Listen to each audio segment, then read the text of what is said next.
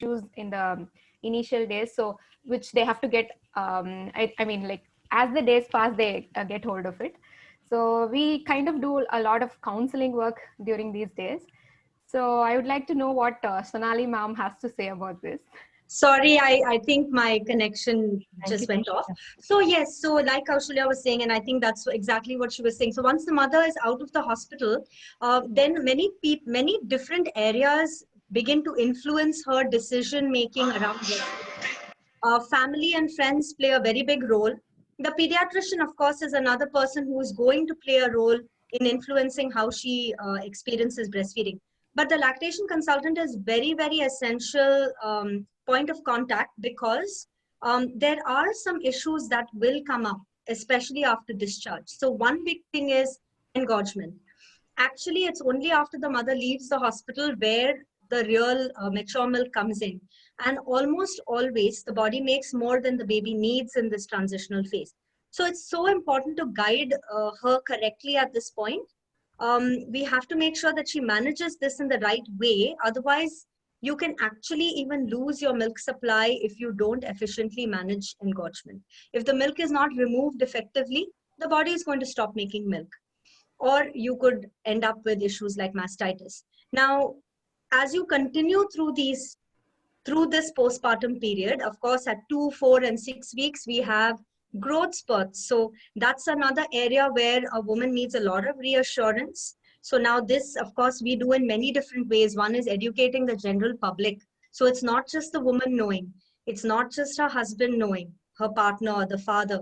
The entire family support system is important because she's very vulnerable. She wants to know what to do. And she is going to ask the medical community, she's going to ask the lactation consultants, and she's going to ask her mom, her mom-in-law, her sister-in-law, everybody. So we have to have the same language. We have to make sure we are giving the same advice. It is very stressful to have contradictory advice coming from everywhere. So this is one thing. One of the solutions, of course, is to make sure you have one source of information. And that, of course, makes it much easier. So who do you go to? It's important to seek help from a professional who is very current with the current knowledge in this field. So after discharge, after the mother leaves the hospital, I would say continued support at many different time points is essential. Even moving into when you start with weaning, introducing solids, how do you manage it best so that you're protecting your milk supply at every phase? Sometimes women don't have pain when they start to breastfeed, but maybe at 3 or 4 months, they suddenly develop pain in the breast. It could be related to so many different areas. So we need to be able to differentially diagnose it. It's not just, because of, mastitis, or it's not just because of a poor latch. What are some of the different reasons why she could be experiencing pain? So all of this, I would say, Kaushalya and everybody else who's here, is done with the ultimate goal of making sure that a woman is able to breastfeed, enjoys the breastfeeding process, is committed to it, and doesn't wean the baby from the breast because of misinformation and without having closure around it. So we have a lot of women who are not very happy about having given up. They are very confused about why it happened. And we don't want more women to transition to motherhood feeling that way. It should be something that empowers you, not something that, you wonder about. Yeah. Thank you so much. What do you think, Kaushalya? What do you think? Yes. So as you said, the mothers don't even get the time to, the parents or the family don't even give them the time for understanding what is this breastfeeding, what is the child, how is the child reacting to the hunger cues, and what is it's a breastfeeding diet that we always say, right? Both of them have to get hold on to it, but I think the family system and everybody around them kind of give the misguidance or the misinformation that, as you said. So that is where the struggle actually begins for the mother. And she really feels bad when it is not, she's not able to make up, and she feels that I don't make enough milk, or I'm not a good mother, that kind of feelings actually come. So we kind of, 100%. yeah. Yeah. No, 100%, I was saying, yeah. Yes, ma'am. So that is how, the initial days are kind of struggle. Many mothers are facing this tough days during this initial few months. And then, as you said, this kind of a pain during breastfeeding, even after when they achieve a good latch, even after that, even after a few months, they kind of get that feeling. And sometimes there is no reason for the pain. Mothers just say, I get this kind of pulling sensation and I don't know what is happening. I don't want to breastfeed, and I don't like to, carry the baby and put it on the breast. Simply like that. So I think we have to talk about that also, ma'am, as we discussed the pain during breastfeeding, even after a few months. What do you Yeah. think are the reasons for that, and how the mother can take support? Yeah, so this is a good question because see, a lot of times in the early postpartum days, because this is the first time a woman is breastfeeding, there's so much pulling and tugging at the breast that there will be what we call transient nipple soreness. Everybody has some amount of transient nipple soreness, but um, this is going to get better with every day that you continue to breastfeed as long as the latch is good.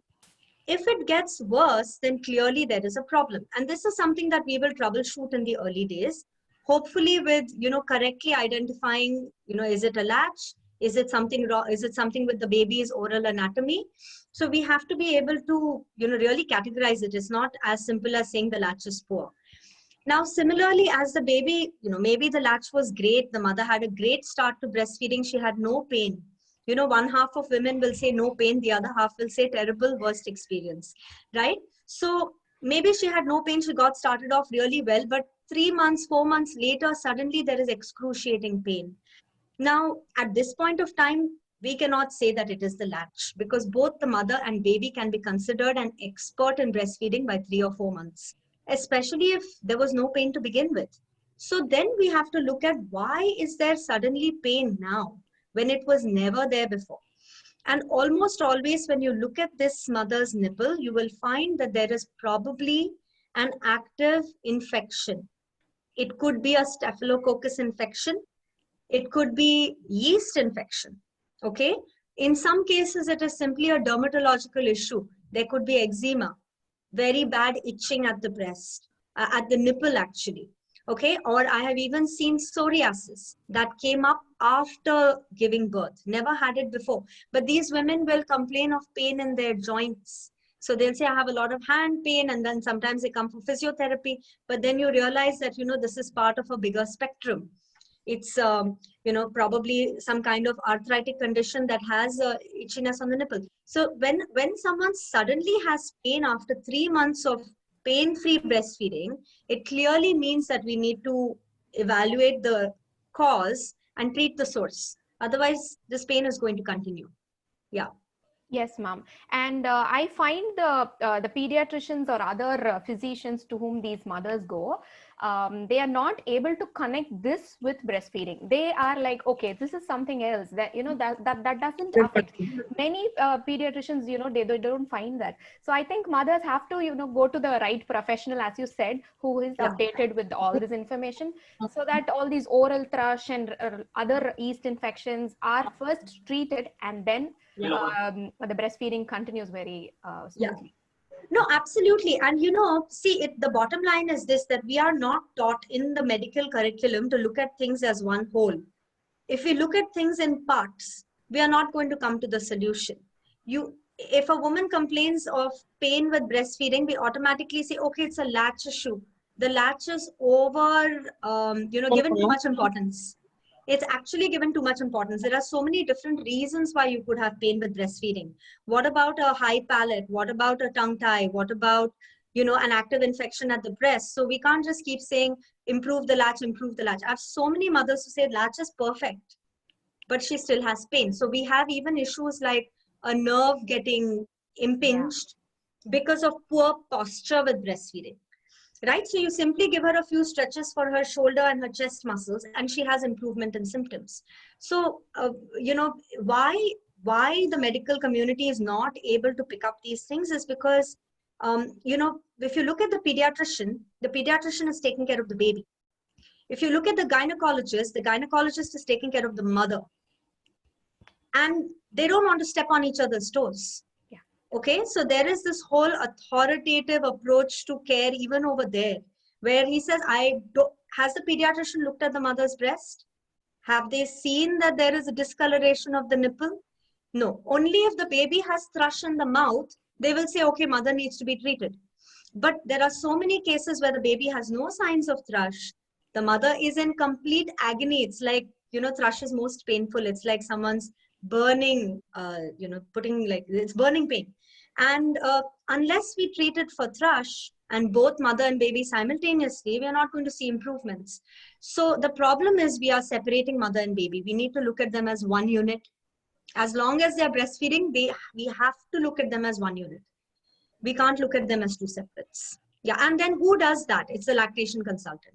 Because we look at the baby's mouth, we look at the mother's breast, and then we put two and two together.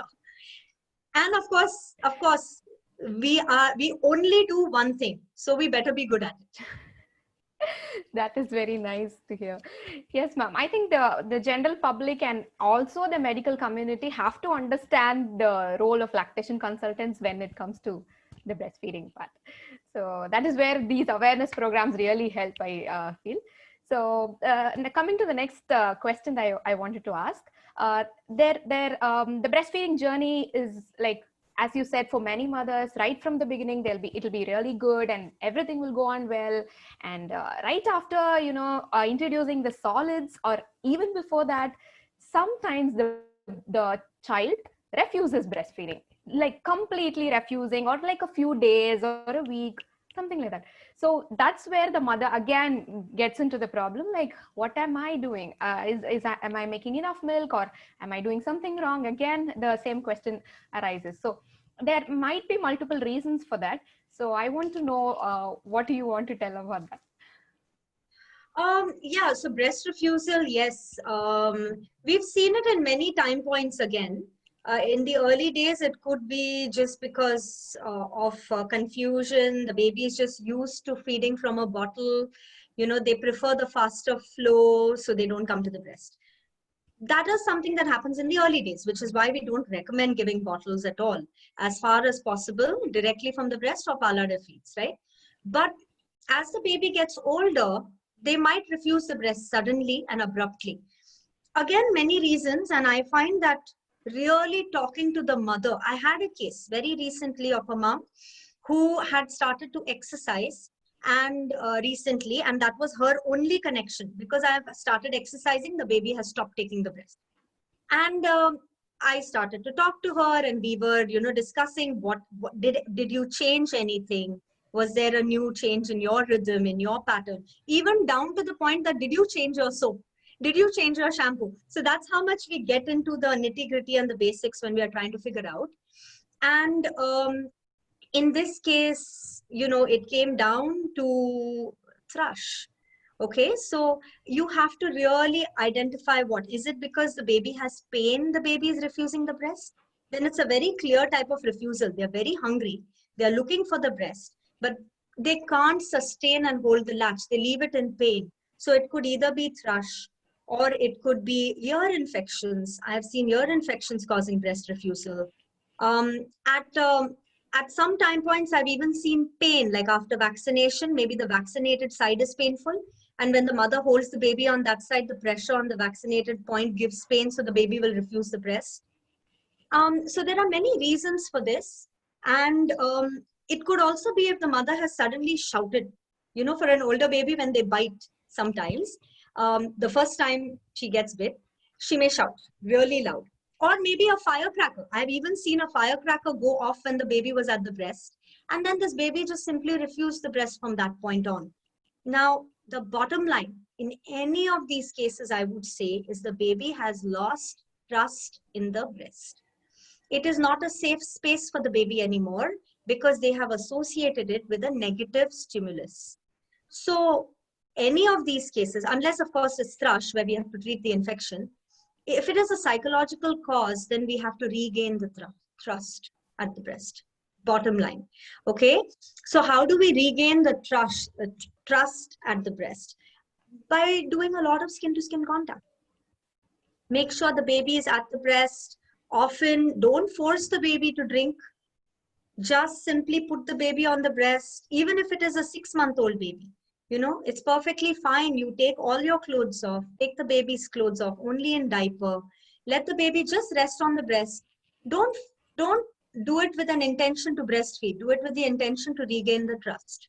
And once the baby starts becoming comfortable, recognizing the mother's breast, of course, the smell is always attractive to a baby, then slowly they'll start showing. So these mothers will typically tell, and Kaushalya, tell me if I'm wrong, these mothers will typically tell in the middle of the night, the baby will take the feed. But in the morning or in the daytime, when the baby is wide awake, they refuse the breast. Absolutely. So, yeah. They call it dream feeding, like the baby dreams and feeds. The baby doesn't know what's happening. Yeah. So, yeah. So in the middle of the night or when the baby is drowsy, they'll take it because instinctively they're supposed to. They know that, you know, breast is best for them. But when they're wide awake and alert, they remember that trauma of that sound going off or the mother shouting when the baby was at the breast.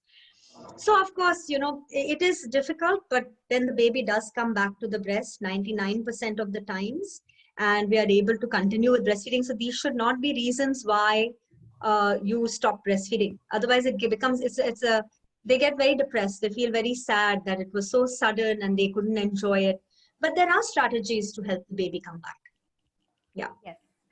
Yes, ma'am. As you said, I had recalled an incident where I had met a mother who was about a baby was I think only 16 days old, and there was a breast refusal. So the baby was not introduced with any bottle or anything as such. Nothing was disturbed, but the mother had a serious anxiety problem after the birthing. So she had to, you know, show it to the baby. So she was shouting and yelling, and so many things happened. And the baby was very, you know, even at the age of 16 days, the baby was very clever to understand that the mother was not interested in breastfeeding. So there was a refusal, and we had to counsel the mother, and then she was slowly into getting that skin to skin and bonding and all that. So there were incidents like this even with older infants, like 6 months after, where the mothers get back their periods. They undergo a lot of mood swings during that time. So during ovulation, during periods and all that, they again kind of get that anxiety and all. So they don't want to feed, or they just refuse feeding. And there the baby picks up from there and says, okay, now you don't want to feed and I don't want to feed. From there, for a very long time, the baby will continue refusing the breasts. So that is based on my experience that I've met a few mothers. Yeah. So this is very interesting to know that the babies are psychologically and biologically in every way developed right from birth. They can understand everything. 100%. And then, of course, you know, if like you said, it may be many days before the baby takes the breast back. Then the support system in place to make sure the mother is able to pump the milk and provide it to the baby in a way that will allow the baby to come back to the breast in the future. Now, if you give a bottle at this point, what will happen? So, you know, we do have to have systems in place to make sure that if there's a 4-day gap where we are trying to build back this trust, how are we feeding the baby? How are we protecting the mother's milk supply? So it all comes down to that. It all comes down to making sure that you have the right guidance and advice. Otherwise, what ends up happening is that it's going to end up being a situation where, okay, this happened, and now there is no other solution around this. So let's give formula and continue the rest of the journey like that. Actually, I'm laughing because while I'm saying this, I'm thinking that this is what happened to me as well. You know, a lot of us in the last generation, so my mom had gone for a wedding and I was 3 months old, and she left me for 2 days. And after coming back, and this has always been her story, you just left the breast and I couldn't do anything about it. And I laugh at it and I say, if I was there at that time, I would have helped you get her back. So, you know, it's not impossible to get a baby who's left the breast back to the breast. If the mother wants to do it and has the right support, she can. Yeah. Yes.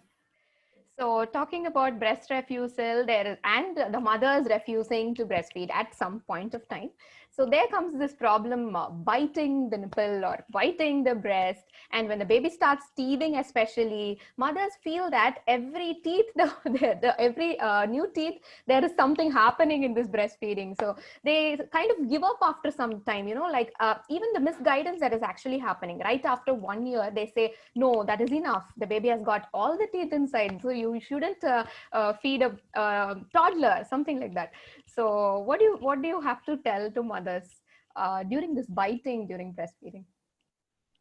Yeah, so now all babies will experiment. They want to know what it feels like. Even before they get their teeth, they'll want to, with their gums, bite, right? Especially when they're teething, they may start chewing everything they see. Um, it's very important to, first of all, the first time it happens, unfortunately, it just depends. If the mother's not prepared for it, she may, like I said, shout out loud or get really scared, and then that transfers to the baby. We can't control that. But from that point onwards, and I know you'll agree with me on this, Kaushalya, babies are way more intelligent than we think they are. Absolutely. They know what pain is. And if you tell them, this hurts me, in your language, whatever it may be, in, even with just expression, right? If you mimic the expression of discomfort and tell the child, this hurts me, don't hurt mama, they are able to understand and not do it to hurt you. They will do it to ask for your attention. By that, I mean they will bite just enough for it to start hurting you. And then you look down at the baby, they'll be grinning up at you, knowing that this was their plan. Okay. But it is a playful behavior that develops. They are not, if they know that it is hurting, they will not hurt, but they will bite sometimes just enough to call your attention. And then when you look down at them with a frown, they'll giggle. And then that smile is more than enough it makes it worth it. So also acrobatic feeding, right, Kaushalya? Like some babies don't stay in one place. They're just, when they're toddlers, when they're even, 8 months, 9 months or 10 months old, they take a full circle as they breastfeed and the nipple goes with them. So that is a source of discomfort for a lot of mothers. So I will ask you now, how do you handle this and what kind of advice do you give mothers for acrobatic feeding? Acrobatic feeding is the most challenging that we are all facing right even now. My toddler, he goes, all the yoga poses that you teach during classes, no? Downward dog pose, something that, everything. But I feel sometimes they do it just for fun, just to grasp the attention of the mother. Sometimes they kind of adjust the position so that they are able to latch on well and get enough amount of milk. As you said, they are intelligent in one way, so they know like which is the right posture for me right at this point of time, so they kind of adjust in all the ways possible. But as you said, that is when the mothers feel very painful or a lot of discomfort is there. But when we communicate to them, like as said, that it's hurting mama, or like can we get a better posture, and if we suggest such things, babies are able to understand, and that's what I've been doing to my child. And sometimes, these children want to get a funny expression out of mama. Just, like if I bite, Amma's going to shout, or she's going to do something weird, and I like that. So I just want to do that. So mothers have to have that quality time, the bonding, even after the breastfeeding session. So the children, the babies, they think Amma's paying attention only during this breastfeeding. She's being with me for this 15 minutes, and later she's held up with her work. So I want to push her. That is what the babies feel. So I think a quality one-to-one time for your toddlers, even apart from the breastfeeding session, is very important for anything related to toddlers, I feel. Yeah. And even minimizing distractions, because at that age they get distracted so easily. So sit in a quiet room and, draw the curtains, make this, like you said, mama and baby time. Don't be distracted and feed. At least I think maybe even if the mother fed 2 or 3 times a day like that, maybe rest of the day the baby will understand and, there's a little bit of give and take over there. They need some amount of undivided attention when breastfeeding. Yeah. Ma'am, so now we are coming to this, as we were talking about toddlers. So there comes again the misguidance where even medical community, even the pediatricians, they were like, why don't you stop breastfeeding? Why are you continuing breastfeeding in this toddlerhood? They will not be getting the enough amount of nutrients, and there's a kind of addiction that is happening to the breast and all. So that is where again mothers get that confusion whether to continue breastfeeding or how long should I breastfeed. Yeah. So we also want to hear your personal experience here, and can we talk about that, ma'am? Yeah, sure. So see, this is probably the trickiest phase. Like I said, after the baby and mother leave the hospital, they are most influenced by their pediatrician and by family and friends. So we have to make sure that we are educating at least family and friends. And this is one way of doing that, by making sure that we have enough awareness campaigns on, understanding that, this is not something that just stops at 6 months or 1 year or 2 years or 3 years. There is a big there's an invisible thread connecting the mother and baby. Even today, when I support a woman with breastfeeding, I feel like, I think back, it brings back memories of my own journey. And thankfully, I had a very good journey through breastfeeding. But there was, at any given point, a lot of pressure to stop from all areas. Now, from a medical standpoint, it's absolutely necessary to breastfeed for as long as you can. The natural age of weaning is about 3 years. It can go from 2.5 to 7. So approximately 3.5 years.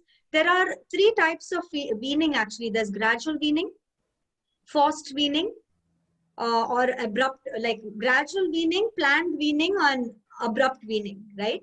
So gradual weaning is when you just let the baby and the mother play out its natural course of the breastfeeding journey.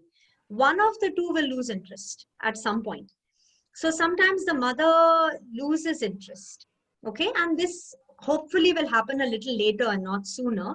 But if at the age of 1.5, 2 or 3 years, the mother feels that I have given it my best, I have enjoyed my breastfeeding journey, I'm ready to move into the next chapter where I want to play with my child and spend time with the baby playing and not only breastfeeding. Now that is her decision, 100% her decision when she is emotionally ready for it. And there are ways to, help the baby also adjust. Sometimes the mother may be ready, the baby is not ready to wean. So how do we, do this? And then there are some babies who will wean early.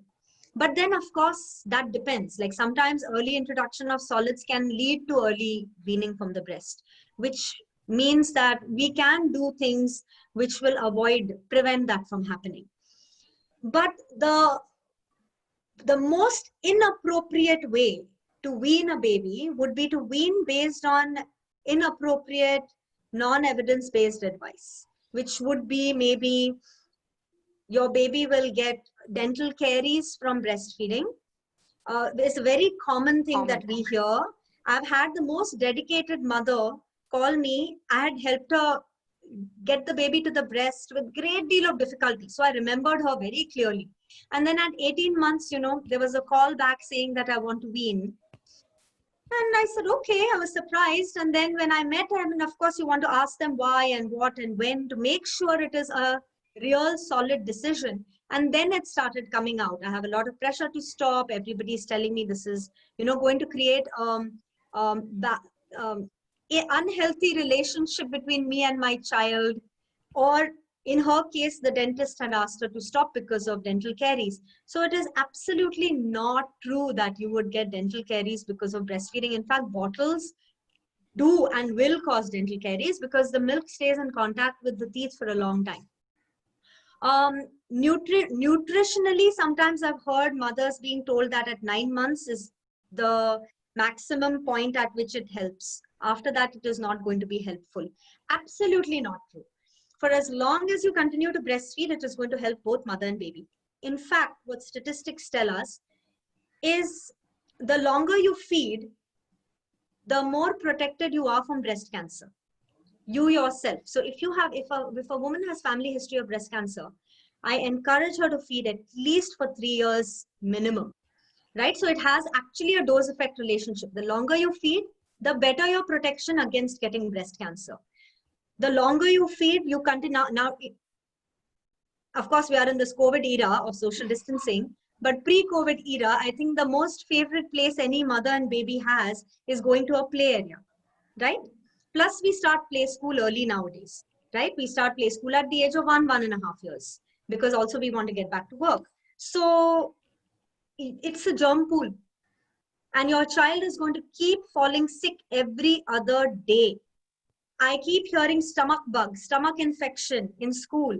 But if you continue to breastfeed in the second year of life, in the third year of life, it is preventive care.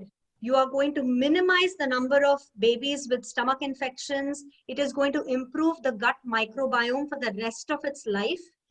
When you ask someone about their nutritional health and their gut health, you go back to, did you have a normal birth yourself? Were you a breastfed baby? Okay, so these things are very important to understand, that there is no set time as to when to stop breastfeeding. Of course, you should breastfeed for as long as you and the baby are happy to breastfeed. It's not set in stone. And then now, because of the amount of germs the babies are exposed to, I would say it is better to breastfeed in the second and the third year of life to keep offering that protection. What do you think, Kaushalya? Definitely. And there was a study where we had to take up. I mean, I had to research on that study because many mothers had had this similar question where the nutritional aspects for the toddler is not met when you are continuing breastfeeding during the toddlerhood. So we had to see the study where about 250 toddlers were taken into that study, and they were seeing the solid intake and the nutritional value and all that. So after they weaned the breastfeeding, the amount of solid intake was a little bit higher, because like every just a few spoons of extra solid foods, but there was a lot of gap in the nutritional aspects, especially the micronutrients.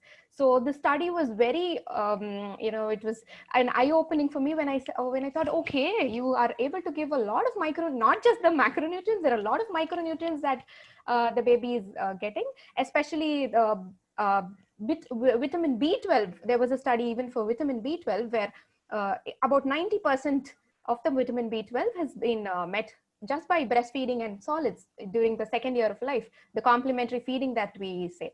So with all this, I think the mothers have to take up a kind of an informed decision where they can take up their own way to stop breastfeeding when they and the baby are, both of them are ready. That's what we are trying to tell the mothers. Absolutely. 100%. Yep. And I have been... And I'm breastfeeding my 2.5-year toddler with, balancing work and everything. It is kind of difficult, especially during this COVID where we have to work from home, and he's always clinging to me.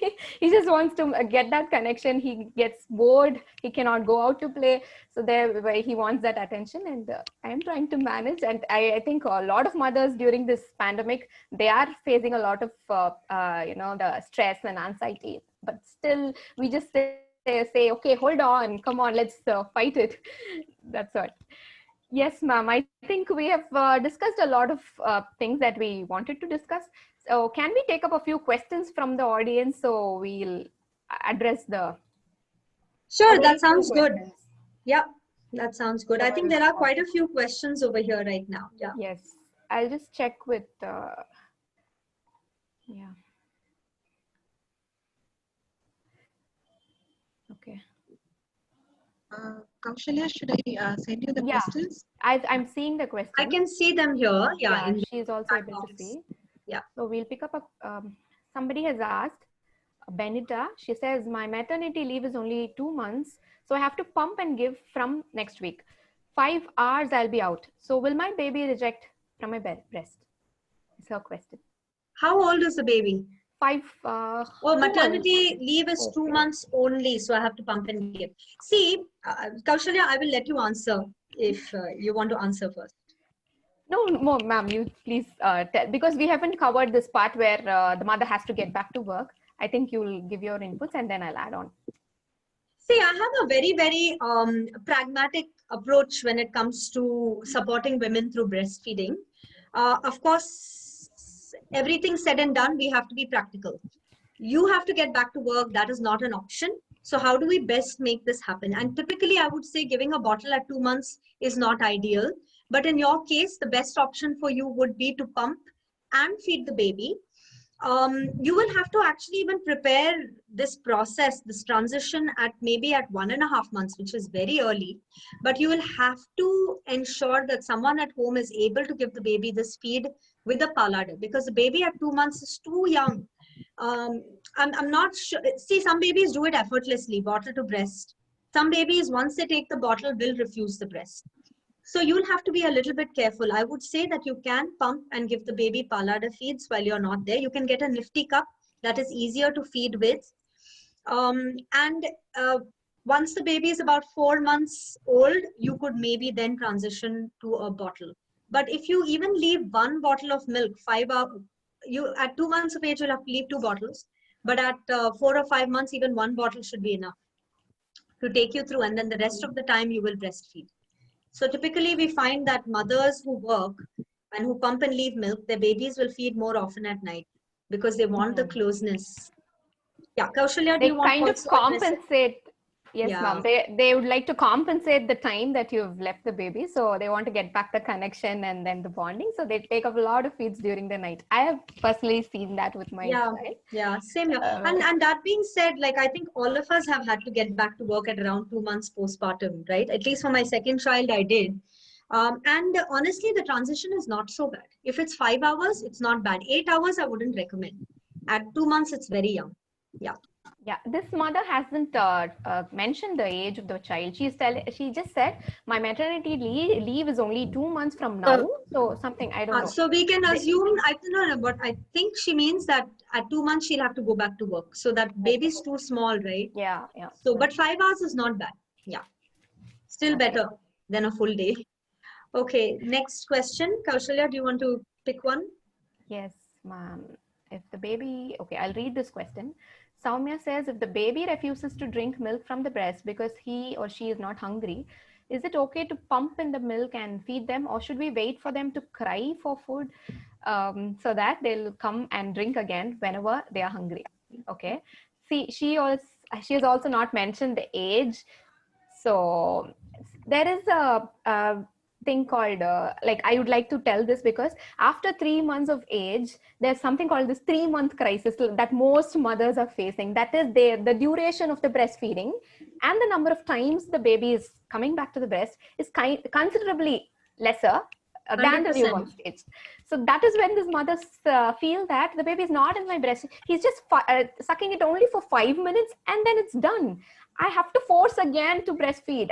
So mothers have to understand that the baby is getting efficient. The baby is able to drink well, and it's getting better. And the baby is able to empty the breast in very short period of time. So maternity leave. I'm sorry. I think okay.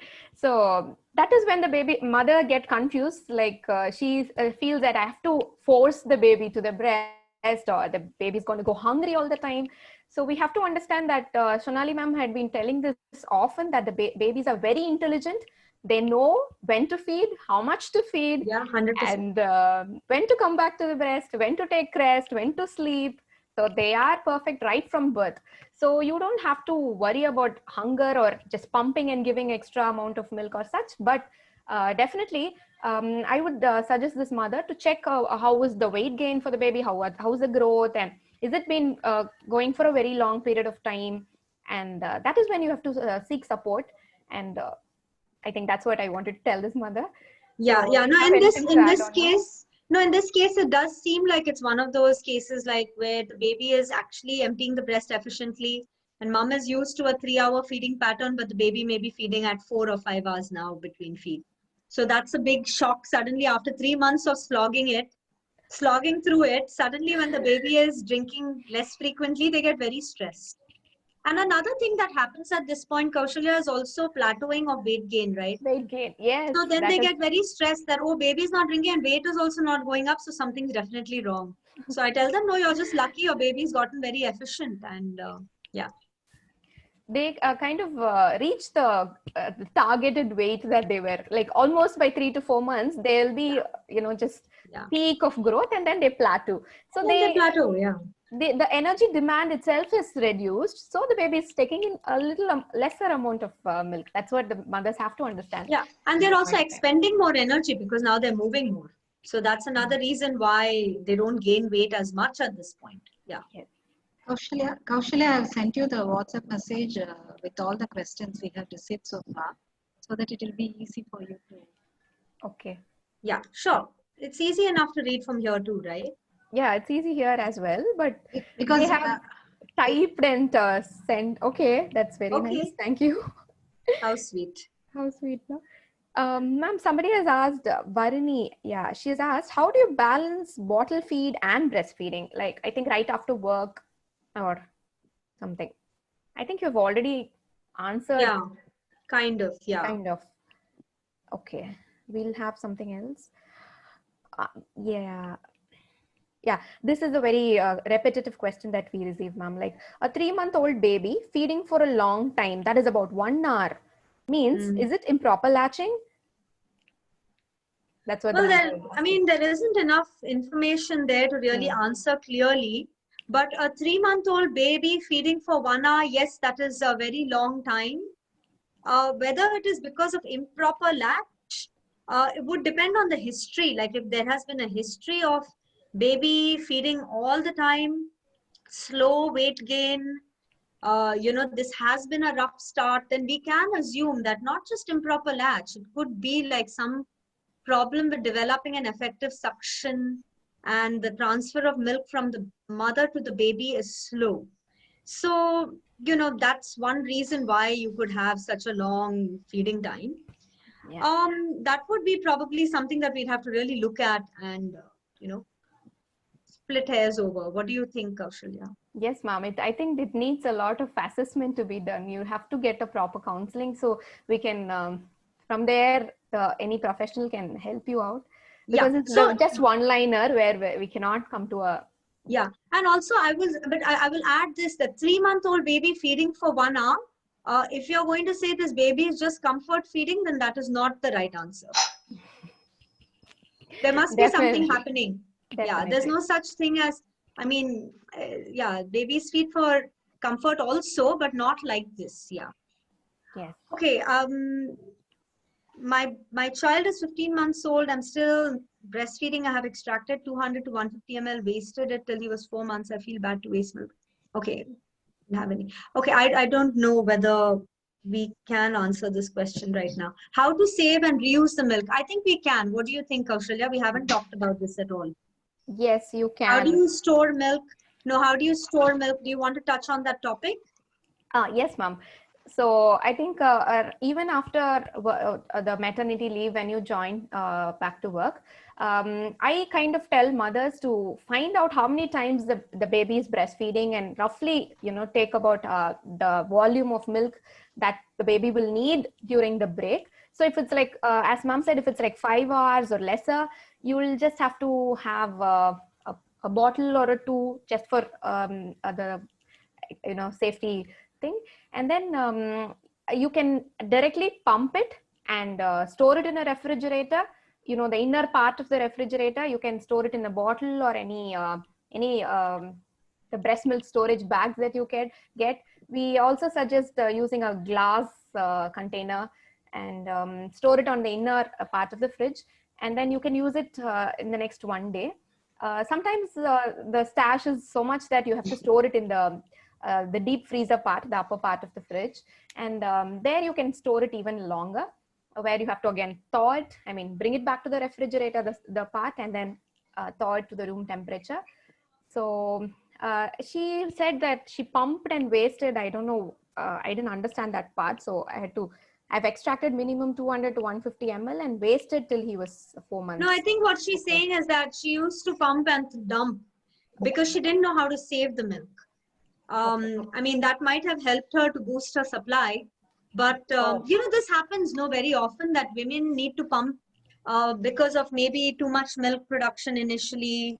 And they don't have enough guidance around how to handle it. So then they'll end up pumping, keep pumping. And then they get into that cycle of oversupply. Yes. So yeah, we definitely need more information around, Yes. what to do. I mean, pumping is not an answer if you're overproducing in the first place. That will just keep making more and more milk. Then I usually put these mothers in touch with the milk bank so that they can donate the milk at least. Yes, that's what I was about to say when Lakshmi Mama had already, given a hint that you forgot this. Yeah. So because we have been doing this for quite a long time, for the past 1.5 years or so, we encourage mothers who have this extra milk that they have, the pumped ones, to be donated. So we also help them to how to store, how to go go and give it in the hospital or all that. So this is called the breast milk donation. If in case many of you didn't know, we had to talk about that. So you can donate the milk that you have, the extra milk, the extra breast milk that you have, to the NICU babies, the babies who are in need, the mothers who don't get the proper lactation support or counseling, so they are not able to get the enough amount of milk for the baby. Not just lactation support, the baby is also not able to suck the milk, and there is a delay of lactation process that is happening. So there are multiple reasons. So the babies are not able to breastfeed. So that is when this donor human milk that goes into play. And there are a lot of myths and things happening when it comes to breast milk donation. So the mothers feel insecure, like they doubt their supply, that I don't have enough supply for myself. I mean, for my baby, then how can I donate? And will it reduce the supply for me if I donate? So many other questions come to us. So that is when we have to again counsel the mother and say, oh no, this is totally on demand and supply. So the more you pump, the more the milk comes in, and even if you donate in the hospital, you can again feed the baby immediately, and there's nothing wrong in the supply will not go down or anything. So but we don't recommend unnecessary pumping, like just for the sake of donation you need not sit and pump and increase your supply. That is not needed. But when you have extra amount of stash that you want to donate, you can very well donate. Yeah, that's what I wanted to say in this part. Yep, thank 100%. you so much. Yes, ma'am. I think we'll have one more question, which is very... Okay, somebody had asked, I saw this question some time back, that there is only one breast that is accepted and the other breast the baby refuses. I just saw somewhere, I couldn't see that. I think the baby is 2 or 3 months old and the baby is only accepting one breast and rejecting the other breast. What do you have to say to this? I think, ma'am, so many older babies also do this. I've seen. Yeah. I mean, I think that is a pattern that started, very early, and then one breast would have stopped making as much milk, and then they develop a preference for one side over the other. So, many reasons why this could happen. But the most common two, I would say, one is the dominance of your hand. So if you're right-handed and you tend to always put the baby to the right breast if you're using cradle hold, or to the left breast if you're using cross cradle hold. So you will see that moms at the start of the feed go to the same breast each time. And then they start making more milk on one side than the other. And to the point where the baby may start recognizing the difference even in milk composition, because composition is different when it's more concentrated, when it's more abundant. And the flow, of course, they love faster flow. So these babies may start preferring one breast over the other. And then because it's easy, the mother keeps following that pattern. And before you know it, one side has stopped making milk to the point where the baby refuses that side. They latch on, they'll suck 2 times, then they'll leave it, then they'll go to the other breast. So a woman is able to make enough milk for one baby from one breast. That is one thing to understand, because when you have twins or when you have triplets, you have to feed multiples. Of course, we are able to create. We have mothers who exclusively breastfeed without giving any supplementation, even with twins and triplets. So one breast they pick for each baby and they're set. Of course, aesthetically, it's going to be a problem because one does look bigger than the other and it feels uncomfortable over the next year. But that is something that, of course you can. Then I have a lot of mothers who ask, can I improve the milk production on the other side now? You can. I mean, you're just going to have to keep pumping and create the demand for it, and slowly the supply will increase. But that being said, Kaushalya, I also want to go back to another thing that happens sometimes is pathological engorgement. So sometimes what happens after birth is that the mother has a lot of milk. Everybody has engorgement, which means that both breasts are full. After the baby feeds, the breast becomes empty. It's uncomfortable, but it's manageable. But there's something called as pathological engorgement where there is a lot of milk, but the milk is not able to come out of the body. So no matter how much you feed the baby, it still feels full. No matter how much you pump, there is not even 1 ml coming into the pump.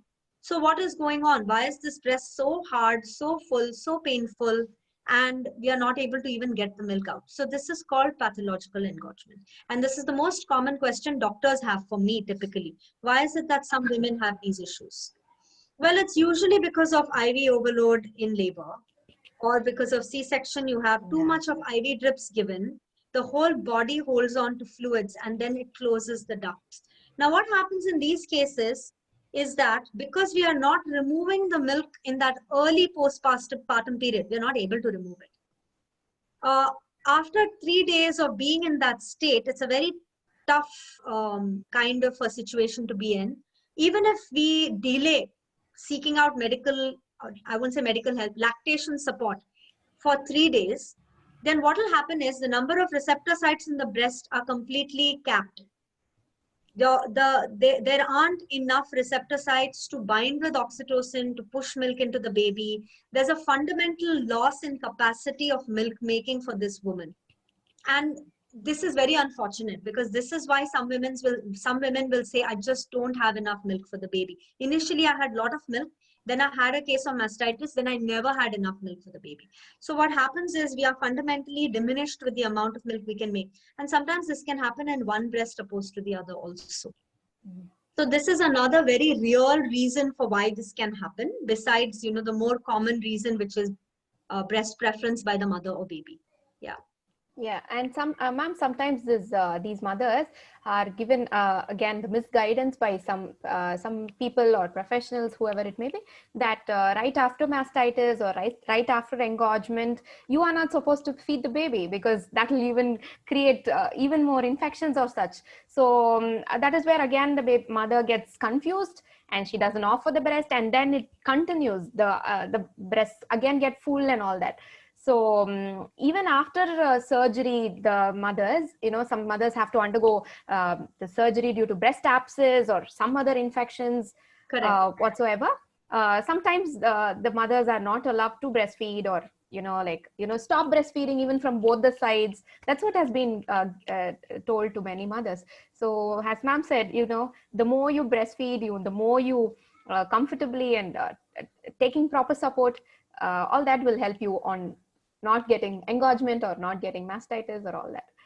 Yes. Thank 100%. You so much. Yes, ma'am. Thank you so much for that insight. And I think we'll have one more question. I saw a question where a mother of a twins, she had asked, I am a mom of a twin. They are 5 months. My younger baby started to reject my breast after a few days. So I started to pump my milk and bottle feed her. Now my milk is not enough. So I'm using formula. I desire so much to breastfeed. Can you please help me out? That question goes to you, ma'am, because she asked you to help her. Sorry, can you repeat the question again? Yes. I'm not able to find it. Yeah. I'll read it one minute, ma'am. I just left it. I'm mom of a twin. They're 5 months. My younger baby started to reject my breast. Is that it?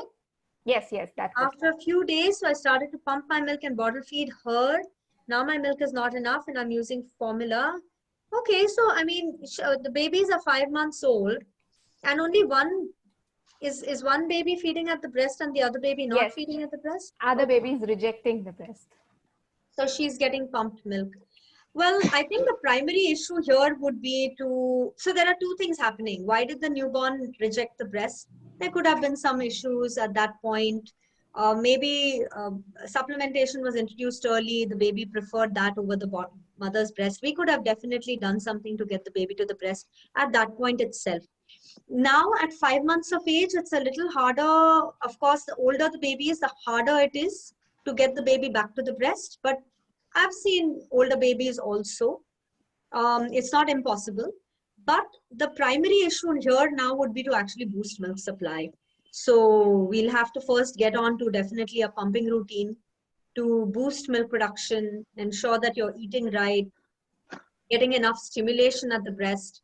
It's a good idea to put, the one baby that's feeding at the breast, let that baby feed, and then, sit and make sure that you're creating at least enough pumping sessions to boost your supply at this point. That's the best option. And then you would have to definitely take galactagogues because you need that support. It's not the only, if you do only that, it's not going to help. But creating a demand and using a galactagogue will help you. Yeah. But then this will take a lot of follow up and controlled, schedule each and every pumping session right at the same time every day to make that environment for your body so that your body understands how much milk you want it to make. It's just a matter of demand and supply at this point, as long as everything else is in place, which means that you don't have fundamentally problems of insufficient glandular tissue, or you don't have any problems of issues that were set, if you've had a lot of hormone replacement therapy before planning the pregnancy, that can impact milk production. If there were issues during the breast development phase, if there were issues, it can cause a permanent problem with milk production.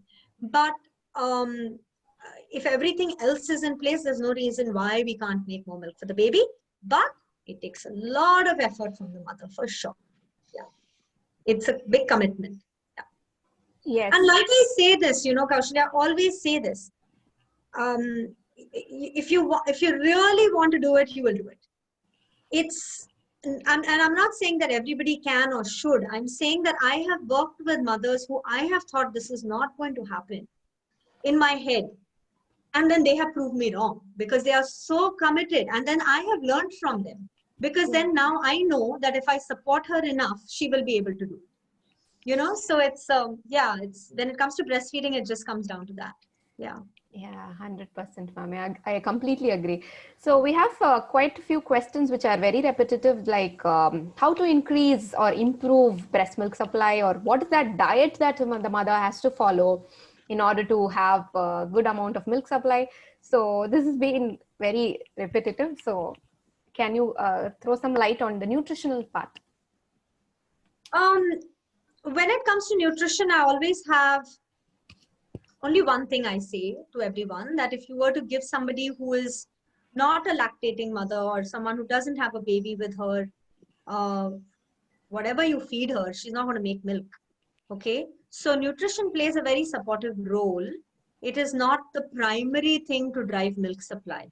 The primary thing to drive milk supply when we want to make more milk is creating a demand for it. Well, first would be an assessment, because we have to know why milk supply is low. Is it the latch, or is it like there is primary insufficiency, there's secondary insufficiency. Primary insufficiency is when there is a problem, like the mother has few milk making glands, or she had some hormone replacement therapy which has caused a problem in her ability. In developmental years, if you had radiation or if you had a surgery to the breast which has cut some ducts over there, and these things we are not taking into consideration when we are looking at milk supply very often. Okay, you are going to have a problem with the amount of milk you make. But in these cases, we have to really support the mother with a good pumping routine to optimize and maximize the amount of milk she makes. Secondary causes would be because of mismanagement, typically poor latch which was not corrected, or schedule feeding. You're feeding your baby not on demand, but you're really saying, okay, every 4 hours I'll feed the baby. We can't do that.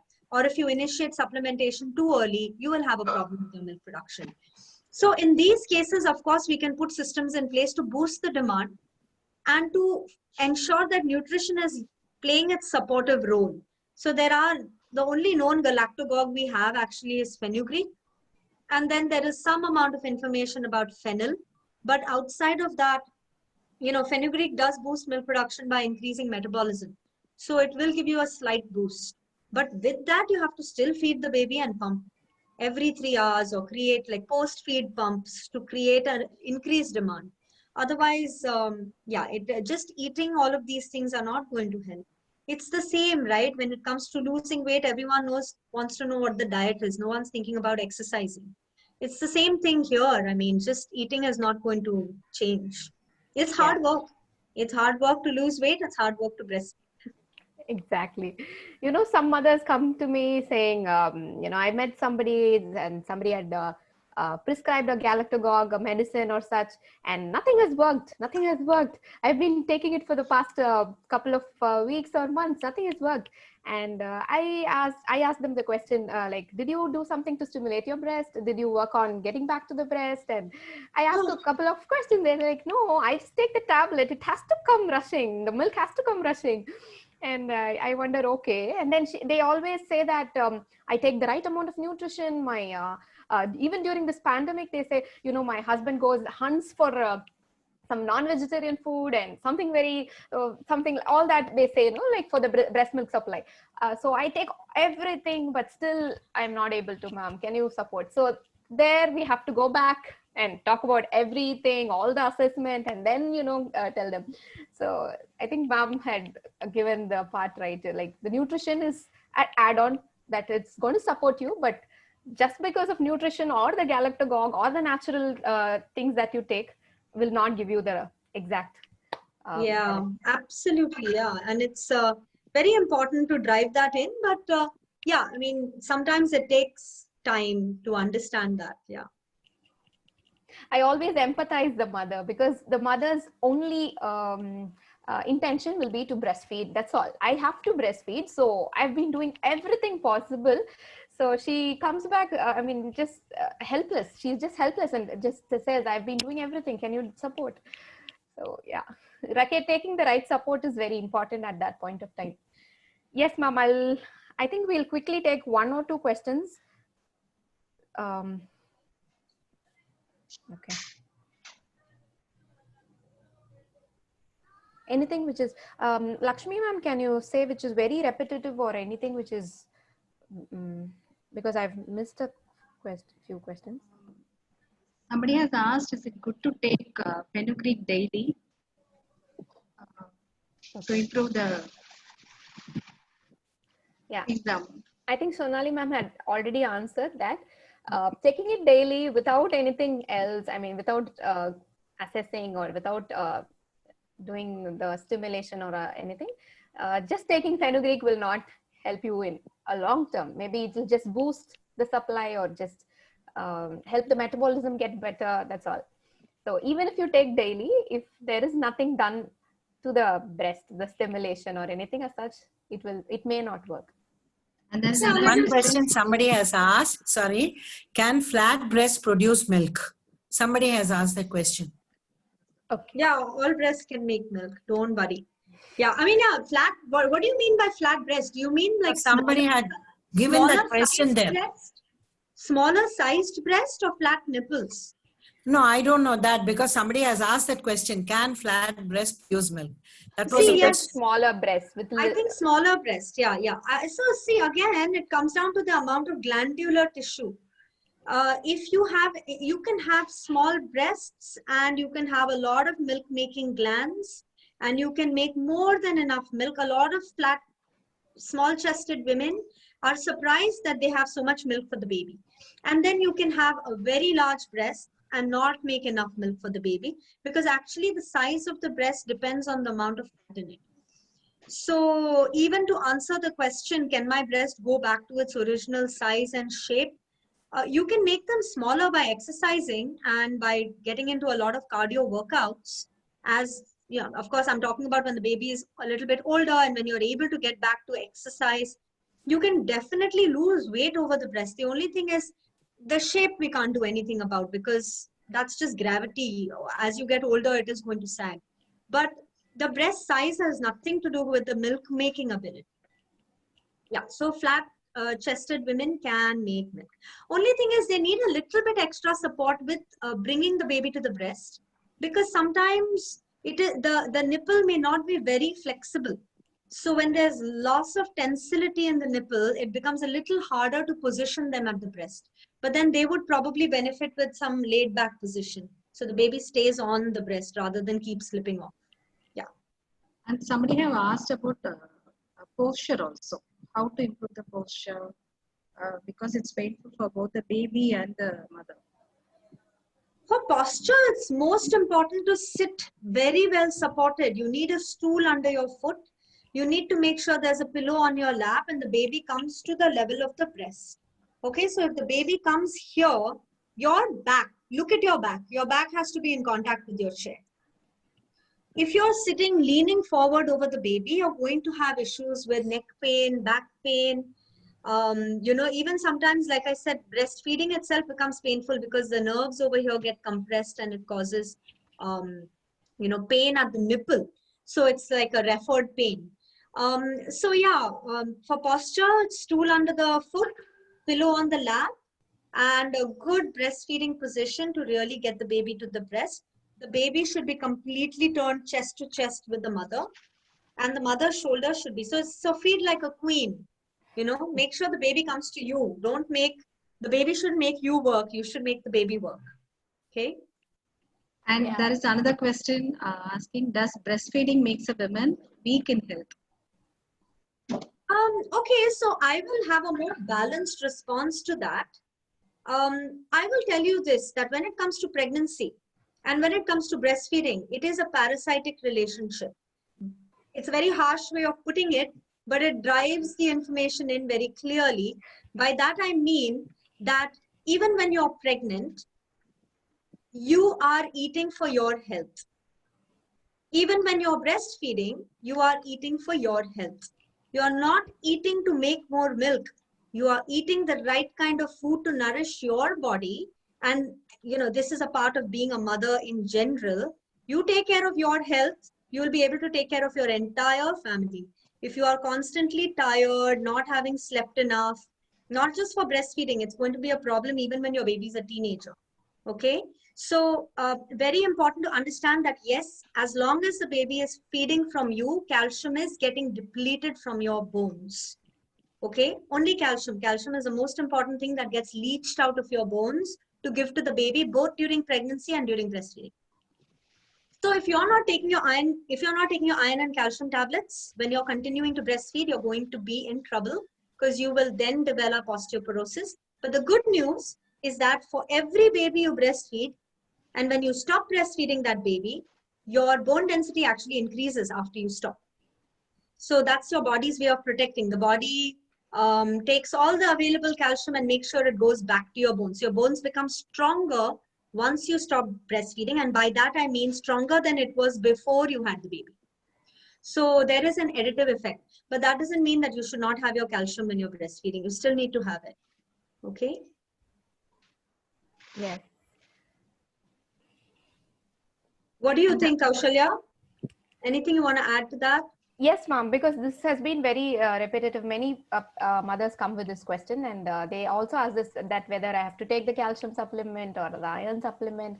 And, some families say that you have gone weaker, you have gone thinner, you became very lean, and you are not taking good care of your health, and all that comes there. And then we counsel the mother like, okay, this is what is the thing happening, but don't forget to take the nutrient rich food that you have always been taking right from the beginning. Correct. So have a balanced meal, stay hydrated, and take care of yourself. That is very important at the end of the day. So that we tell the mother, and she's like, okay, yeah, I'm okay, I'll try to do that and balance.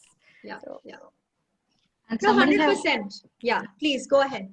Yeah. Somebody have asked how to, keep ourselves from getting infected with cold in this pandemic time. Do you want to answer, Kaushalya? I've been answering, sorry.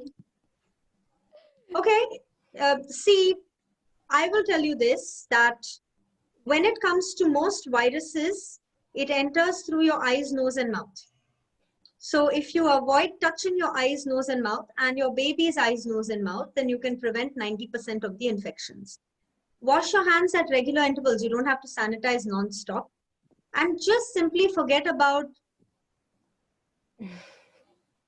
and touching the baby's mouth. Okay. So if you don't rub your eyes, don't touch your nose, don't touch your mouth all the time, you will not allow the entry of these viruses into your body. So one is hygiene. Second is making sure that you're not touching the mucous membranes. The third is, of course, immunity. So sleep is very important for immunity. Get enough sleep with the baby on you. It's the best way. And, start enjoying breastfeeding to a point where it doesn't seem like a chore. If you look at it as a part of your day, you can do something else when you're breastfeeding, keep your mind busy when you're breastfeeding, then, you'll find that it is very restful. It's not exhausting at all. Be comfortable with breastfeeding. If it is painful, then of course it's going to be exhausting. And pain can also bring down your immunity, chronic pain. And finally, of course, the food that you eat at regular intervals. Don't keep your stomach empty. Avoid ordering food, eat home food as much as possible, because then you're minimizing exposure. And the final thing over here is to make sure that you're getting enough vitamin C in your diet and zinc, because these are the two things that we know does boost immunity and support. And when it comes to your baby, the one and only thing you want to do is make sure you breastfeed, because there's nothing better than that to protect your baby from. Honestly, when this whole pandemic situation came in, the first thought that came to my mind is, definitely we have weakened our immunity for generations by doing too many C-sections and not enough breastfeeds. The second thing is, the one thing that will maybe find a solution for anybody at this point is breast milk. So we don't know. There is some research being done looking at breast milk as itself as an option to find, a solution for the problem that we are facing right now. So yeah. They were able to even get a positive, they were able to get something helpful from that research as well. Exactly. They are going to be doing something from that.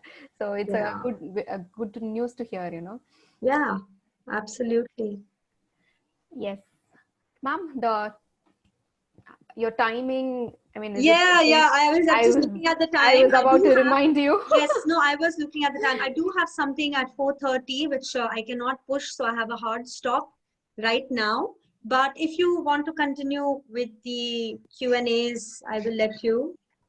But thank you so much for having me here. It was really actually very fun and very nice to have it interactive. And I hope everyone enjoyed, the conversation that we've had today. Yeah.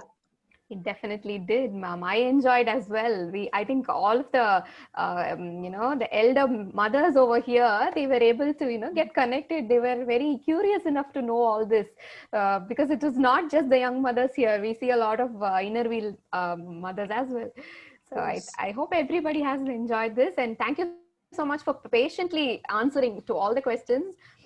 Thank you so much, ma'am. And it was indeed a pleasure for me as well to be a part of this conversation with you, because you've always been my inspiration and many others too. So this was I'm humbled to do this. Thank you so much. Thank you so much. I mean, it's the same here. I mean, all of you, after having, your own experiences through breastfeeding, have come to this, and it's very important to support each other and work towards that common goal, educating other mothers. And so yeah, and now as my kids are getting older, I have more time to do this. So very happy to help and support anybody, both other professionals who are looking to become lactation counselors. I think there was someone who asked me last year and I was not able to. Us. No, you guys, yes. And then there was somebody who was studying for it, who wanted to study for it. Yes, and lot of questions about mentorship and working towards IBCLC. So very happy to help and support anyone who's interested in going down that route. Okay. All right. Thank you so much. Thank you so much. Doctor, before you leave, I would like to, I would like our member Gargi to give a vote of thanks. Thank you. Again. Good evening, one and all. I'm Gargi and I'm here to render my vote of thanks to one and all for having honored our desire to grace this program. First and foremost, I would like to thank Mrs. Nalini Olivallan for gracing this occasion. And we are here happy to thank Dr. Sonali Santhanam of Birth Basics for having accepted to do this talk show for us. I remember the program you did last year for us. It was so good. So many of us elders were very, very happy. We never even knew such doubts were there. And when you were speaking, we were able to get those doubts clarified. That good it was. And I'm sure, ma'am, that today many young mothers and to-be mothers are enlightened enough to ride through their lactation period very smoothly. Thank you once again, ma'am. Thank you. Thank you. And Kausalya Jagdish, the lactation consultant of Mommy Talks, popularly called Dashit's mother. She has been one reason for 80 plus registrations that our club received right from Kanyakumari to US. You're so popular on the net. Thank you for the support given by you today along with Dr. Sonali. It has been a fantastic program for young mothers, teaching the pros and cons and behavior of handling and feeding their little ones. Many questions were answered and definitely they should be comfortable beyond all these things. And we thank you for supporting us for promoting our club and this project on your YouTube channel and Instagram. This online program has had a better reach to people, especially those who don't have the opportunity to meet and get consultation directly. And I thank our MCs Lakshmi and Ajita and Udaya for the technical connect. Thank you so much. Thank you so much. Thank you, doctor. Thank you. Thank you very, very much. And again, thanks to all of you, and thank you, Kaushalya, also for joining me here today. It's always a pleasure. Yeah. Thank you, ma'am. All right. Yeah. Bye-bye. Bye. Bye-bye. Kaushalya, நீங்க இருக்கீங்களா? இன்னும் questions Actually, there's a few questions. It will be nice if you answer. time Yeah, இருக்கா உங்களுக்கு? Yeah, I'll stay for a couple of, maybe 15 minutes. Yeah, okay. At So least. நான் கேட்கவா? Yeah. Okay.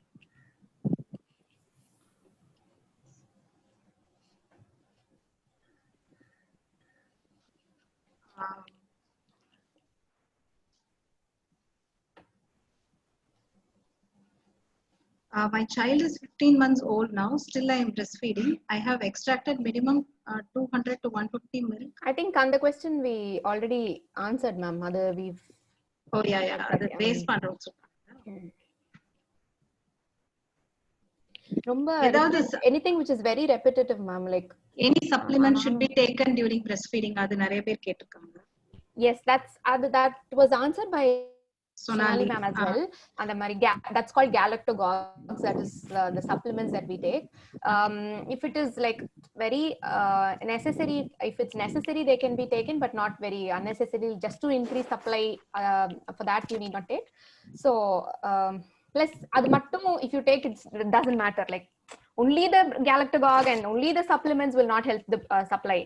Okay. So it is the other things that you have to do. You have to stimulate the breast, you have to pump or get back the baby to the breast, keep the suckling going on, all that. There is other question which is repetitive is ideal feeding time for baby. Still 2 months or 20 days. I think now I can answer bilingually, right? Because ma'am is not there. Yeah. Many might have that thing. Yeah, you can. Okay. Ideal feeding time for ஒரு question 2 months, இன்னொரு question 5 months, இன்னொரு question 3 months அந்த மாதிரி இருக்கு. Okay.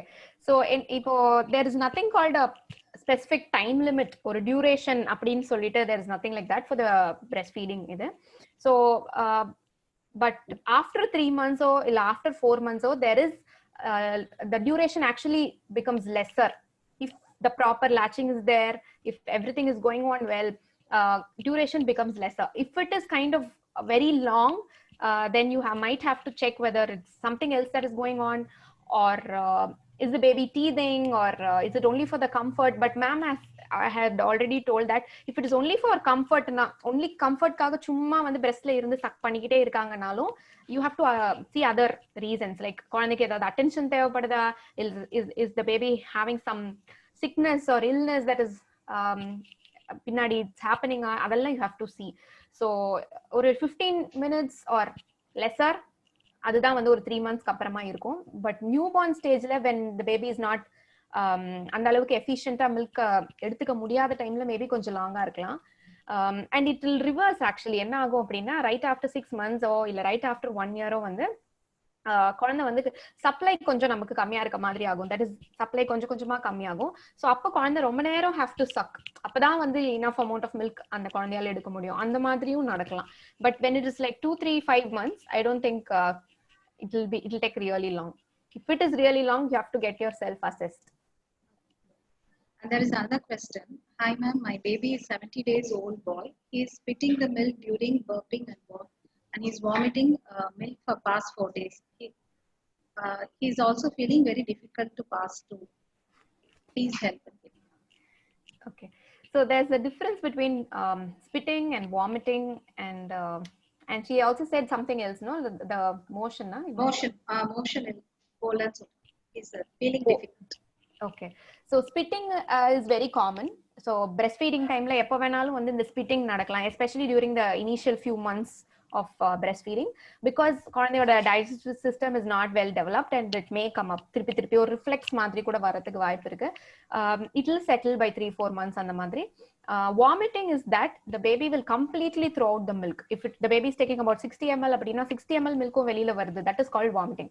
So அந்த மாதிரி இருந்தது, it has been repetitive, ரொம்ப ஒரு நாளைக்கு so many times that is happening அப்படின்னா you have to take support, go and visit a doctor.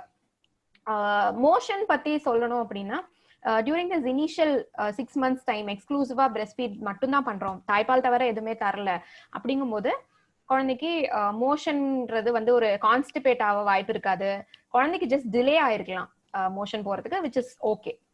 Even எக்ஸ்க்ளூசிவா பிரெஸ்ட் ஃபீட் பண்ற குழந்தைங்க 5 to 7 daysக்கு கூட வந்து they can be without passing motion, which is normal. So even ஒரு நாளைக்கு நிறைய தடவை மோஷன் போறாங்களா, that is also normal. So ஒரு 2-3 daysக்கு அப்புறம் இட்ஸ் ஓகே அப்படின்னா இட்ஸ் ஃபைன். கான்ஸ்டிபேட் எல்லாம் ஆகாது. அது கான்ஸ்டிபேட் ஆகுதுன்னா maybe there are some other reasons that you have to again go and assess. Okay, there is one more question.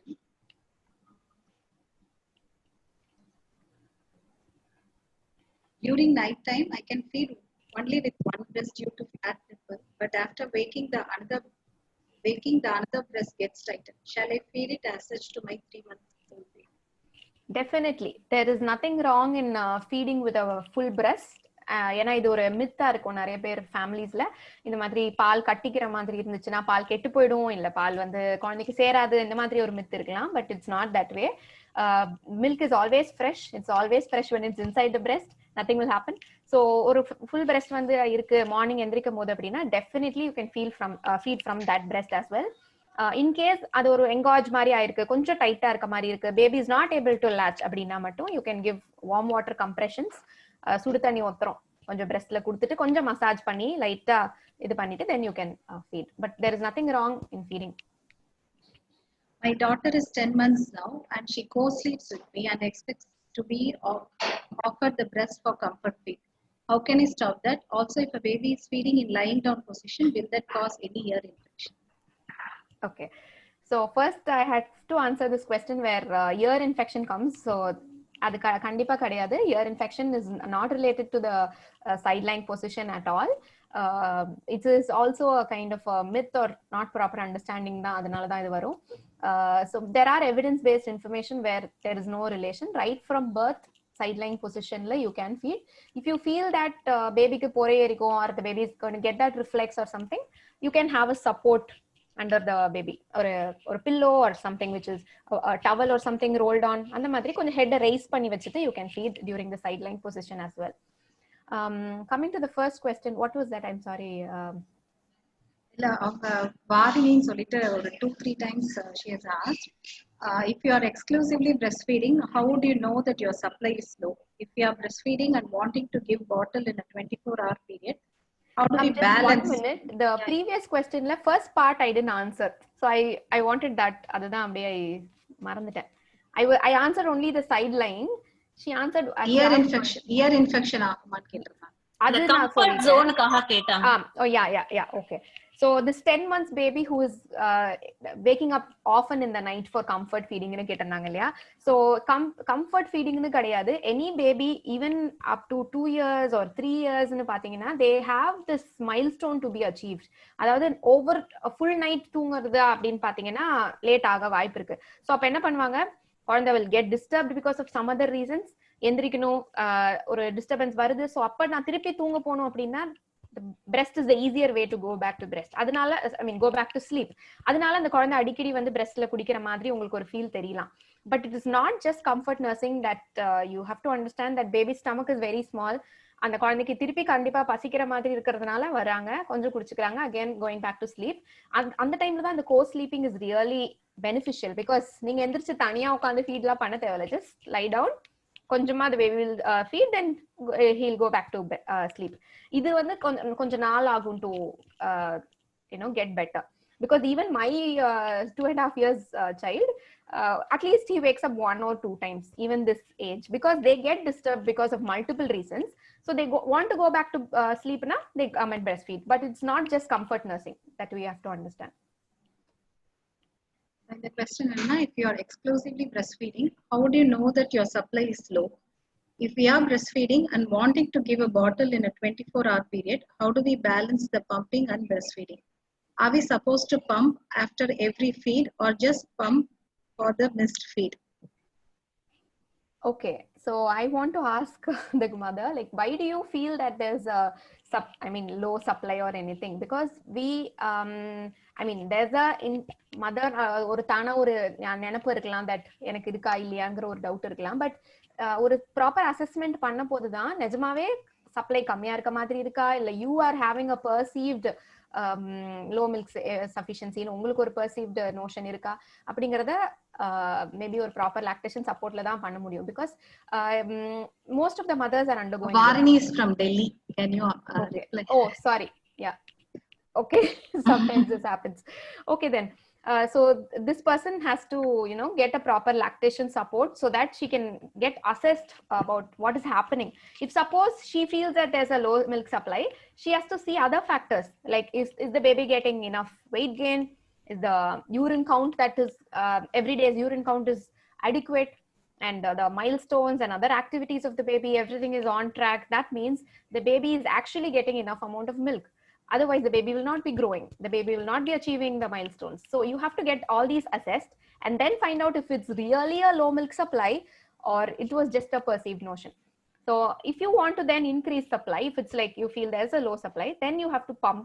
As ma'am said, even after the feeding session you need to pump, post feeding and even prior feeding sometimes, and you will have to have a proper pumping routine. In a full day you'll have to have 3-4 times of pumping, which is the minimum that you can do. And then you have to do something called power pumping, where you have to pump, take rest, pump, take rest and all. You have a lot of information on the internet, you just can find out.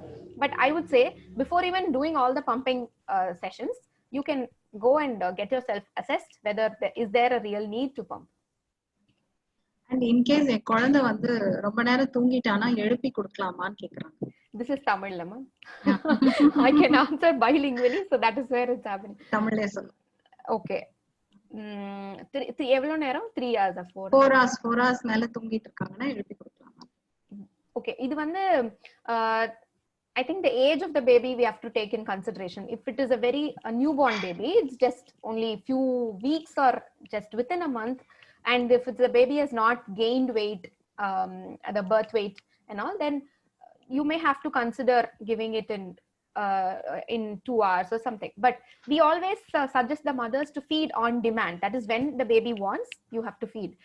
So when the baby has crossed about 1 month, if the baby is sleeping for like 4 hours or just awake and happy for 4 hours, then you need not have to worry about making the baby come back to breast and feed. You can just simply leave and take some rest. That's what we always say. So nightla kuda sela குழந்தைங்க வந்து 6 மணி நேரம் கூட தூங்கலாம், even in 3 months time. So that is also fine. It keeps varying. சில குழந்தைங்க பாத்தீங்கன்னா, as we answered previously, 2-3 times nightல எந்திரிப்பாங்க. சில குழந்தைங்க பாத்தீங்கன்னா 6 to 8 hours at a stretch they may start sleeping. அப்போ you need not worry about feeding or anything. Baby will wake up when the baby is hungry. அவ்வளவுதான். Always my baby sleeps at 2 a.m. or even after that, and usually cluster feeds are often at that time. How to make the baby fulfill the need for hunger in the day and night time? Like, should I offer her every 2 hours, or or be in the flow? How to cover uh, coming to the sleep issue, and am I wrong somewhere? My baby is 5 months old. Okay. So 5 months baby, by this point of time, the baby should have understood the difference between day and night. If you have not been showing that difference, you can start it right away. You can have a nighttime routine, that is before going to bed. What is the entire family doing? Dimming the lights and having a proper nighttime routine. So the baby will start to understand, like, okay, நம்ம எல்லாரும் ஃபேமிலியா நம்ம தூங்க போறோம். I'm not sure whether I can talk in Tamil or English. I'll better stick to English. If the mother is not able to understand, then it's okay. So a proper nighttime routine is very important. And then if the baby knows, okay, this is day and this is night, and the entire family is going to sleep together, slowly the baby will start to sleep earlier. So if it's 2 a.m., then try to bring the baby to sleep by 12 p.m. And then like that, like 10, like that. So slowly it will get better. Don't encourage the baby to play during the nights, so that he or she understands that, okay, it is time to sleep. And the cluster feeding that you said, that is feeding often and feeding on demand, is very, that's what we suggest, right? Feeding on demand. So when the baby asks, you can feed. That will in one way help the supply maintained, because we might think, okay, there is less supply or something, but the baby will, suckle and make enough amount of milk needed for the baby. So that is when this cluster feeding happens, especially during growth spurts, because the baby is having a enormous amount of growth that is happening during that period. So the baby will need a lot of energy. So there the cluster feeding happens. So you can just go with the flow. It will get better. You are not alone. This will get better. It will be fine in few days or few months. While feeding one side, the other side, milk is coming out. What to do in this case? This maybe the mother is a very young mother, like just after delivery, or I don't know how old is the baby. If it is within 6 weeks after birth, then this is a very common and it's a very natural thing to happen, because every mother will make more than the milk that is needed for the baby during the initial few months. And then when the mother and the baby understands that this is the amount of milk that is needed, the body will start regulating on its own, and the breast becomes softer. There is no leakage. Nothing happens when you press. Some mothers will have this. I press and there is no supply, and I don't feel any milk coming out. So it will be like this after a couple of months, because your body has got regulated. That's all. So don't worry, this will just happen. I mean, it will settle very soon. I'm not sure about her baby's age. So. Is there a possible way to start feeding again my baby? My baby is 1.9 years old. Stop feeding a month ago. You can just, it's only 1 month ago. So you can, if the baby is accepting, if the baby is able to latch on and suckle well, and if the baby is showing interest, the supply will not diminish. It will definitely start coming back. But if the baby has self-weaned, that is, if the baby has stopped by himself or herself, then you will not be able to get back, because the baby has decided that this is the right time for me to stop. So you can't force the baby then. Babies start to self-wean by the age of even right from 1 year or 1.5 years or 2 years, by that time itself. So we don't know why the baby stopped or you stopped. So if it is you, then you can actually get back to breast. தமிழ்லயே தான் கேட்டிருக்காங்க. Water like milk அதிகமா வருது, அதுக்குள்ள stomach full ஆகி தூங்கிடுறாங்க. திக் milk drink பண்ணல, 2 months old. Okay, so இதுல என்ன விஷயம் அப்படின்னா, இந்த 4 மில்க் ஹைண்ட் மில்க் அப்படிங்கிற ஒரு இது இருக்கும். இது எல்லாமே நெட்ல நிறைய இன்ஃபர்மேஷன் இருக்குமா. So mothers get this panic. முதல்ல வர பால் தண்ணியா வருது, அதை மட்டும் குழந்தை குடிச்சுக்கிறாங்களா, பின்னாடி வர மில்க் வந்து திக்கா இருக்கு, அதை குழந்தை குடிக்கிறது கிடையாது, அந்த மாதிரி.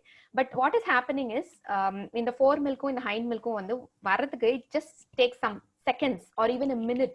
அது அங்க தெரியாது நமக்கு, because we can't keep looking at it. இல்லையா, ஃபர்ஸ்ட் வரும்போது தண்ணியா வர்றது நமக்கு வெளியில எடுத்து பார்த்தா தெரியும். But when the baby keeps drinking, கொஞ்ச நேரத்துல பாத்தீங்கன்னா the next milk comes in. அப்போ we don't know whether குழந்தைக்கு அது வந்திருக்கா இல்லையானே தெரியாது. பட் எப்படி நம்ம வந்து வெளியில இருந்து பார்க்கும்போது whether the baby has got enough fore milk hind milk எல்லாம் கரெக்டா போயிருக்கா அப்படிங்கறது எதை வச்சு சொல்லலாம்னா பேபியோட வெயிட் கெயின் வச்சுதான். ஸோ குழந்தை நல்லா வெயிட் ஏறி வந்துட்டு இருக்காங்க, growth நல்லா போயிட்டு இருக்குங்கன்னா baby is getting all the milk, எல்லாம் மிக்ஸ் ஆகி தான் வந்துருச்சு. You need not worry. My baby sucking her finger and not waking up even when she is hungry. How to overcome that? She is 5 months old. Okay, sucking the finger is very common illa, it's very normal. 3-4 months அப்புறமா baby gets this milestone where hand to mouth and ஒரு coordination வந்துரும். So குழந்தை will explore it by sucking the finger and tasting it and getting a sense of that. So that is when this happens very normally, but it will definitely not be interfering with the breastfeeding or the hunger or the growth. So you need not worry. You need not even tell them to stop or just pull it out and all. It will eventually get better, especially when the baby moves around. Maybe after 6 months or 7 months, baby will have a lot of other things to explore. So that time it will get better. Actually, Kaushalya, நம்ம அந்த 150 ml milk and அந்த question அவங்க திருப்பி post பண்ணி அவங்க அப்ப cut ஆயிட்டேன்னு சொல்ல முடியுமான்னு கேட்டிருக்காங்க. Okay. So அது வந்து எப்படின்னா she extracted and she threw it out. That's what she wanted to say, yeah. நான் வேணா ரீட் பண்ணவா அந்த question? My child is 15 months old now. Still I am breastfeeding. I have extracted minimum 200 to 150 ml milk and wasted till he was 4 months old. I felt very bad to waste the milk, but I didn't have any knowledge how to save and reuse. My milk segregation is low after he was 8 months old till now. I want to know what is the time interval to feed a newborn baby to 6-month-old baby, and how to save and reuse that. How can I increase my breast milk? Okay. See, now she is almost, her baby is about 15 months, but she wanted to recollect the previous thing that happened, Ilya. So, see, I think that time she didn't have the knowledge to store the milk or to increase the milk supply or nothing. So then she had to waste the milk. But you can store it very well and reuse it. Maybe you can store it in a fridge, put it in a container, maybe a glass container or the bottle that you get with the pump, or there's something called breast milk storage bags, which are very sterile, where you can store the milk and then put it in a tray and keep it deep inside the refrigerator so that the temperature is very even. So, and then you can have it in the refrigerator for about a day. Maybe like if you pump in today morning, you can use it by the end of the day, or maybe next, I think about 24 hours you can have it. Otherwise, if it is going to be stored for even longer period, then you can put it in the freezer. So when you keep it in the freezer, I think you can have it about a week, or even if it's like the freezers that are there in the milk banks, they can have it for about 6 months. So they maintain a very very, very low temperature, so it doesn't happen, nothing happens to the milk. But when you have the home refrigerators, you can have it for a week. So that is how you can reuse the milk. You have to take the milk from the freezer and put it in the refrigerator when you want to use it, so that the temperature drops, and then you can take the milk packet from the refrigerator and put it in a warm water container or anything, so that the milk gets thawed, that is, it comes to the room temperature. Or you can just put it in a desk or somewhere, so that by nature it just comes to room temperature about in half an hour or 1 hour. So then you can feed the baby. So this way you can save and reuse the milk, the milk that you pumped, and that way. So if you want to know about increasing the milk supply, Sonali ma'am had already answered, like to have a pumping routine, to pump after feeds, and to even get a lactation counselor support. That is where we play a role, I guess. So you can consider coming to any of us when you get a second baby. Kaushalya, உங்களுக்கு time இருக்கா இல்ல இன்னொரு question கேட்கலாமா? Okay, yeah, we'll have one last question. Okay. I'll check my before feeding my baby, I'll check my breast by pressing at the time. Milk will not come after few minutes. It will come like a drop. I don't know whether it is enough for my baby. Yeah, I kind of answered this question previously, right? Like right after few months after birth, like when about 1 or 2 months, your breast becomes softer, your breast become less full, and your breast becomes sometimes saggy, and when you press, you don't get milk supply, or even you cannot even get a drop or so sometimes. So see, that is when you have to understand that baby's mouth is much better in suckling and taking the milk and not your finger. Even the pumps fail sometimes, when you pump, you will not be able to get milk supply. But when the baby latches on and the connection goes into your brain and you get all the hormones rushing to your body, and your milk will just come out like that. So just don't believe on all this, that the pumped output or the pressing and seeing kind of things. Don't do all that. Just trust your baby. We always say this mantra to everybody: trust your baby, trust your body. If your body is able to nourish the baby for 9 months of pregnancy, the body will be able to nourish for the rest of the life as well. Rest of the time that you breastfeed. So just trust and keep breastfeeding. So when the baby puts the mouth on the breast, the milk just comes in. That's all. So don't, we need not have to just press and find out. One last question, because Yes. it's about preterm baby. Pradeepa Shrikant. How about I- positive mothers feeding baby, ma? My preterm baby boy was born at 28 weeks, 7th month, and birth weight is 1 kg. Now he's 5 months, actually 2 months. Now his weight is 5.5 kg. Breastfeeding mattum dhaan pandren. After completed 6 months, shall I start solids or wait for 3 more months? Okay. This question comes to many premature or preterm babies. So we have a criteria for this to start solids. The baby should be about 5 kgs when the baby has reached 6 months of not the corrected age, the chronological age, the normal age that you've calculated. நீங்க தமிழ்லே சொல்ல நினைக்கிறேன் இது. Okay, this is a Tamil question. Yeah, சரி, okay. இப்போ அந்த குழந்தைக்கு எவ்வளவு 4 months சொன்னாங்களா என்ன? இல்ல இப்போ வந்து 5th month. ஆக்சுவலா டியூ டேட்ல இருந்து 2 months. ஓகே. சோ இந்த 5th மந்த்ங்கிறது குழந்தையோட chronological ஏஜ், அதாவது குழந்தை பிறந்ததுல இருந்து இருக்கிற கரெக்டான ஏஜ் வந்து 5 months. பட் நீங்க கரெக்ட் பண்ணிருக்கிற ஏஜ்னு சொன்னது வந்து 2 months. சோ அதை பார்க்க வேண்டாம். நீங்க 6 monthsக்கு வந்த பிறகு, தட் இஸ் நார்மலா 6 months அடுத்த மாசத்துல குழந்தையோட வெயிட் எப்படி இருக்குன்னு பாருங்க. இது if it is above 5 kgs, 5 கிலோக்கு மேல குழந்தைக்கு இருக்கு, தலை ஒரு அளவுக்கு நிக்கிற மாதிரி இருக்கு, குழந்தைய நீங்க உட்கார வச்சோ இல்ல ஒரு சப்போர்ட் பண்ணி இப்படி உட்கார வச்சு நீங்க ஊட்ட முடியும் அப்படிங்கிற மாதிரி இருக்கு அப்படின்னா நீங்க தாராளமா சாலிட் ஃபுட்ஸ் ஸ்டார்ட் பண்ணலாம். 6 monthsக்கு கம்ப்ளீட் ஆன உடனே ஸ்டார்ட் பண்ணலாம். பிகாஸ் இப்போ இந்த குழந்தை வந்து என்ன ஆயிருக்காங்கன்னா ஒரு கேட்சப் growth ஆயிருக்காங்க. ஆல்ரெடி பாத்தீங்கன்னா அந்த பிறந்த வெயிட்ல இருந்து இப்ப பாருங்க நல்லாவே ஒரு growth வந்திருக்கு. Because baby needs to grow in மற்ற குழந்தைங்களுக்கு ஈக்குவலா வளரணுங்கிறதுனால ஒரு கேட்சப் growth வந்துருச்சு. ஸோ 6 monthsக்கு அப்புறமும் நம்ம தேவையான சாலிட்ஸ், அயர்ன் ரிச் ஃபுட் எல்லாம் கொடுக்கும் போதுதான் அப்பயும் அந்த கேட்சப் growth வரும். இல்லைன்னா கொஞ்சம் லேக் ஆவாங்க. ஸோ அதனால டெஃபினெட்லி 6 months முடிச்சோடனே you can start solids. This is applicable for every preterm baby. If in case you have some thing to be clarified, you can very well talk to your pediatrician and get the nod and then start solids as well. Thank you Kausalya, பொறுமையா இவ்வளவு நேரம் எங்களுக்காக answer பண்ணிட்டு. Thank you for promoting this program. உங்களால தான் it was possible to reach so many, and thank you for helping us for the second year. Thank you so much. It's indeed my pleasure to be. Excuse me. Very good question. Please. Yeah. கேளுங்க, யாரு unmute பண்ணீங்க? Hello. No, carry on. Kaushalya, please carry on. Yeah. Yes, ma'am. Yeah. Thank you so much, Innerwheel Club, for having me here. So thank you, Bala ma'am. Thank you, Gargi ma'am, and every Lakshmi ma'am, Subna ma'am, everybody. Because I have not met most of you in person. I'm hoping and praying to meet you all in the next year, so that we can all have the straight face-to-face interaction which we are missing. So I'm very, very happy to be a part of this. Indeed, it's my privilege to be here amidst this group. Thank you so much for having me here, everybody. Thank you so much. And congrats, நீங்க award வாங்குனதுக்கு. Thank you so much. Many donation. Thank you so much. Thank you.